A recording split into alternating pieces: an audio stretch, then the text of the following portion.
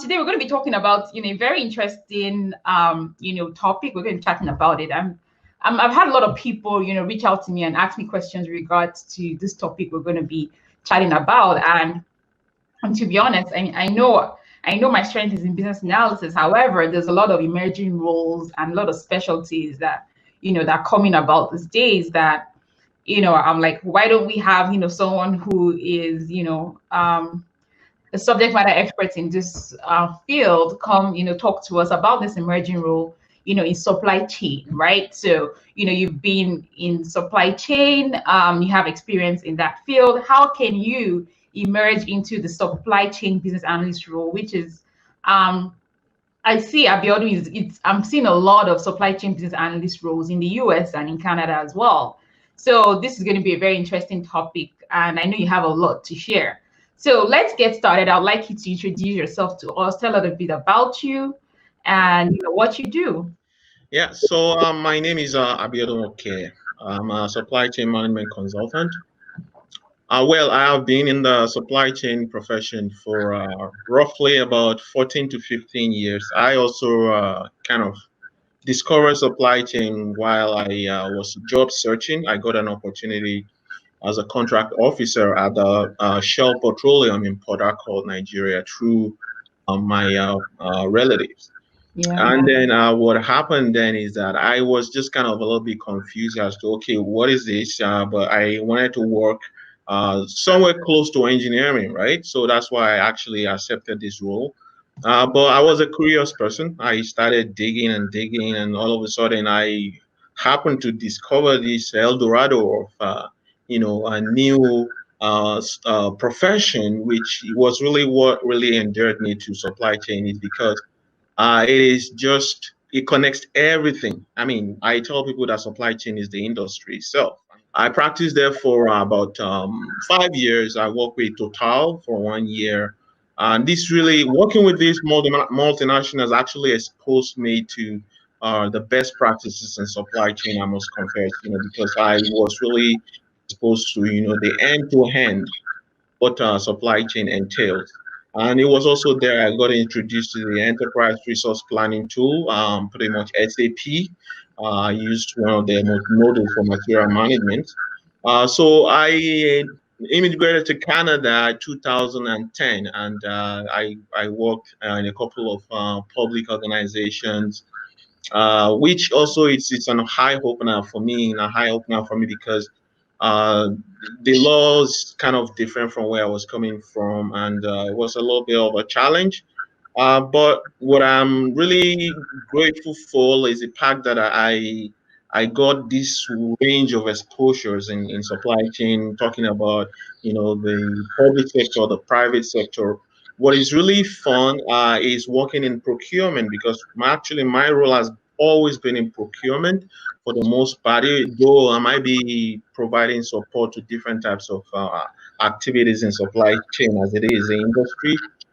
It is still procurement is like it is like the one that connects almost everything together.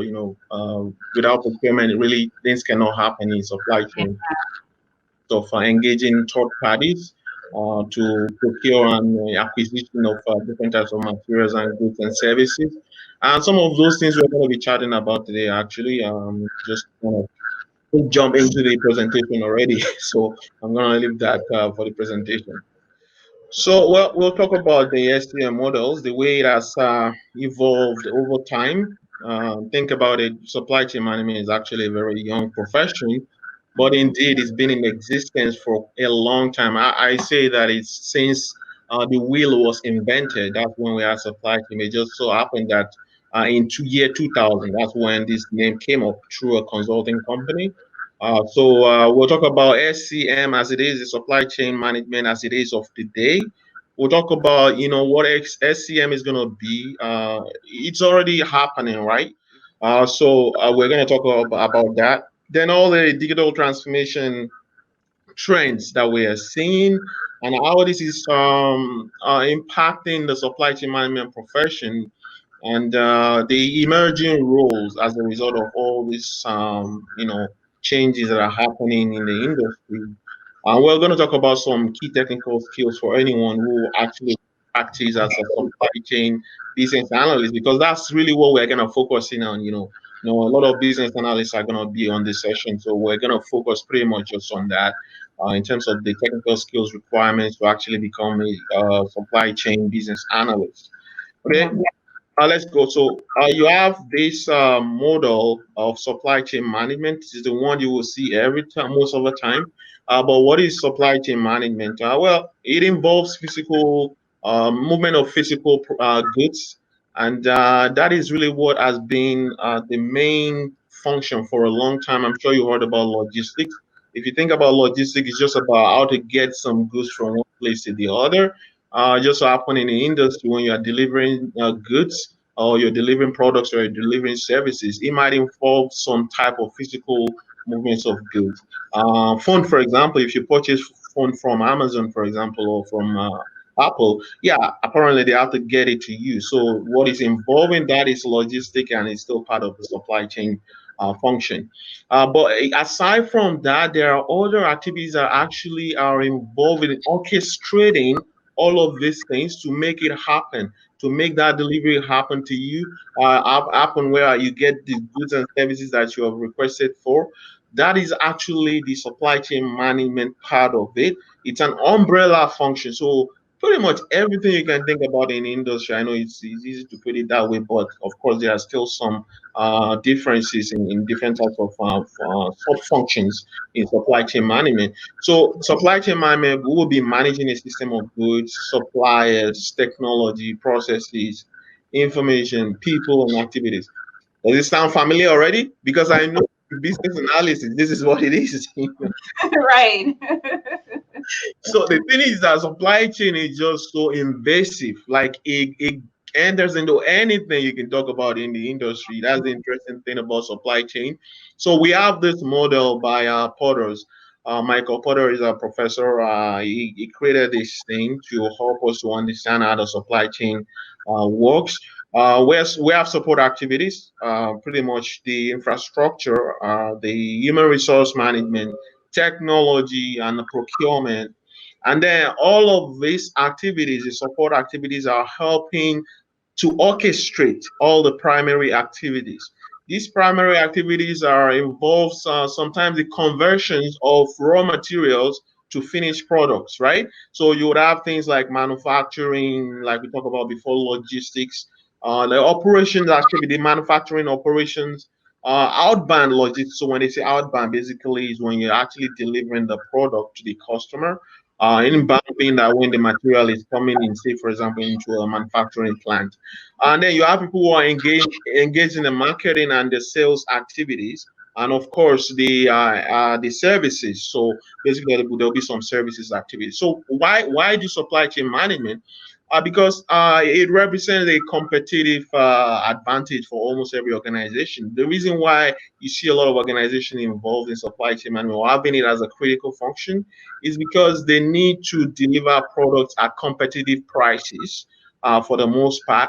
But we are already seeing some changes to that. Like customers are not only interested in competitive prices, they're interested in the experience, like they want to have some type of experience. They want to have some customizations, things that they would get that will be different from what every other person has. No, so we're moving away from the mass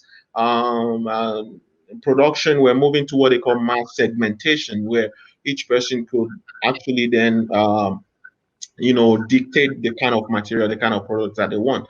So all of this thing needs to be managed properly, so that a company or a firm stays competitive to basically have some margin after all of these activities have happened. You have some margin that leads to profit, so that the company or the firm is engaged in a profitable business. So this is really the essence of supply chain management function in any company. Okay, Okay. so having said that, there has been a lot of changes going on. When I mentioned earlier, we talked about physical goods. That's how we started with in supply chain management function. It pretty much it wasn't really a matured function then. You'd have things like clerical officers, those are supply chain managers. Then, they're clerks, and that's what they call them. You have business admin officers, or even administrative officers, and all of that. So then those were traditional functions, and they were not horizontal in the sense that they are silos. Everybody's just kind of doing their own thing, and they're not sharing any information and all of that. So that is type of we call it linear. Actually, that's what we call that type of maturity level in supply chain management function. And by the way, a lot of people are still operating this linear thing. I think this is kind of like the one that everybody knows, really, the linear. Exactly. So we've moved away from that actually, but a lot of people who are still maybe not following the changes that are happening, they still see supply chain, or they see logistics. That's what some people know sometimes. They see commerce. Commerce, of course, commerce happens in the industry, but that's not really supply chain. It's just one little tiny transaction going on. That's commerce, and that would happen in the linear maturity stage of supply. And we moved to integrated. So one of the challenges we have with the linear, like I said, is that there are silos. Everybody just doing their own stuff. So Yeah. there are challenges with exchange of information between different functions like quality assurance, like accounting. All of these people are just doing stuff on their own without exchanging information, and it creates a lot of waste. Where when you don't have those information, you're not able to properly plan.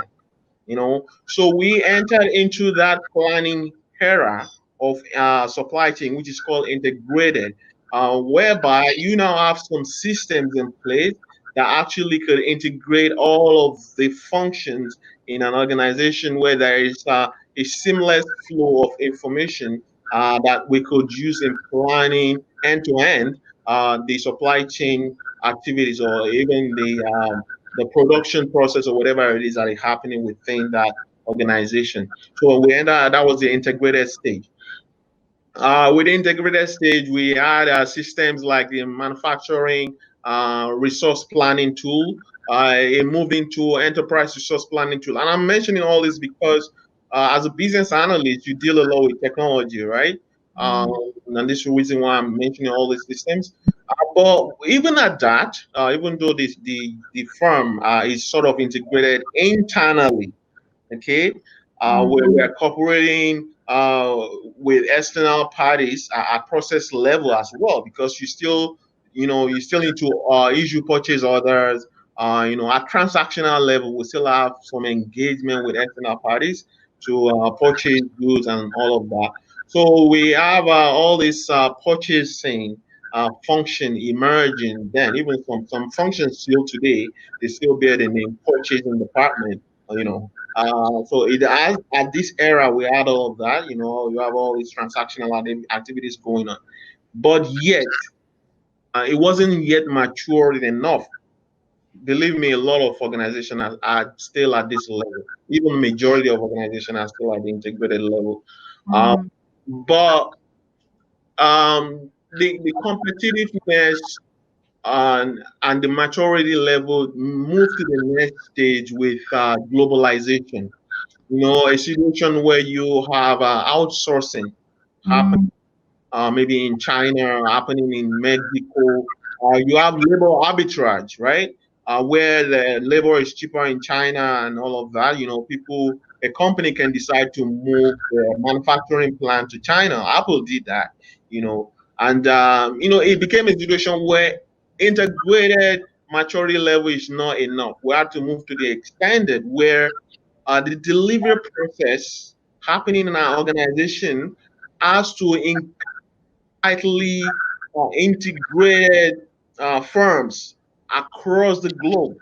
That's what happened with extended, where you could be delivering stuff, product services here in Canada, and you have some organizations in India actually doing most of the work, like customer service, for example. When you talk about telecommunication, you have all of that, and then we have a collaborative culture actually now well matured in the organization.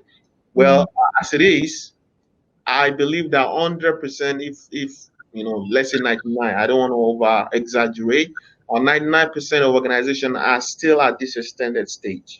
Mm. So the challenges here, though, was presented to us with the fact that there is still a lot of routine tasks going on, in an extended stage of supply chain. There's still even we got a solution where uh, communication challenges, cultural differences, and all that all play into how this type of extended firm actually operates.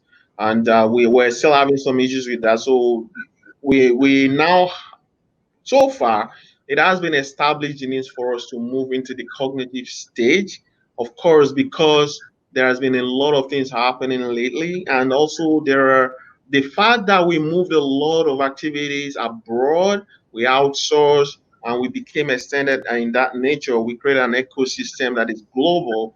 Yeah. It happened in China, or it happened in Africa, or it happened in Poland, like the volcano eruption and all that. It impacts somebody who is here. It impacts a firm that is here in Canada or in United States.